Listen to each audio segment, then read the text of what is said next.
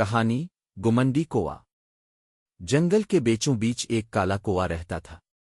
وہ اڑنے میں اچھا تھا، آواز بھی تیز تھی، لیکن اسے ہمیشہ اپنے کالے پروں سے شرمندگی ہوتی تھی۔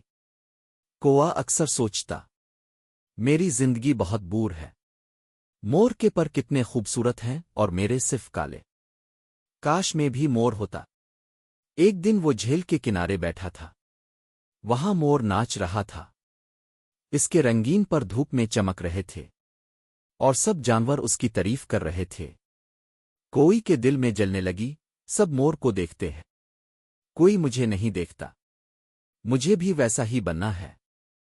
کچھ دن بعد کوئی کو زمین پر مور کے گرے ہوئے رنگ برنگے پر مل گئے۔ اس نے فوراً وہ پر اپنے جسم میں چپکا لیے اور خوشی سے پانی میں اپنا عکس دیکھنے لگا۔ اب تو میں مور لگ رہا ہوں، سب میری تعریف کریں گے۔ وہ غرور سے اڑتا ہوا موروں کے جھنڈ کے پاس گیا۔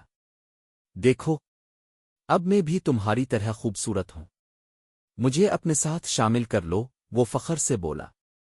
مور پہلے حیران ہوئے، پھر زور زور سے ہنسنے لگے۔ ایک مور نے کہا، یہ چند پر تمہیں مور نہیں بنا سکتے، تم اب بھی ایک کوا ہی ہو۔ پھر موروں نے اس کے جالی پر نوچ ڈالے۔ اب کوا دوبارہ اپنی اصلی شکل میں آ گیا، کالا اور عام سا۔ شرمندہ کوا جب واپس اپنے کووی کے جھنڈ میں آیا تو انہوں نے بھی مذاق اڑایا، تم نے ہمیں چھوڑ کر مور بننے کی کوشش کی، اب ہمارے پاس واپس کیوں آئے ہو؟ کوا اکیلا رہ گیا۔ وہ درخت کی شاخ پر بیٹھا سوچنے لگا، کاش میں نے دوسروں کی نقل نہ کی ہوتی، میری پہچان میری اپنی ہے، کاش میں نے اپنے آپ پر فخر کیا ہوتا۔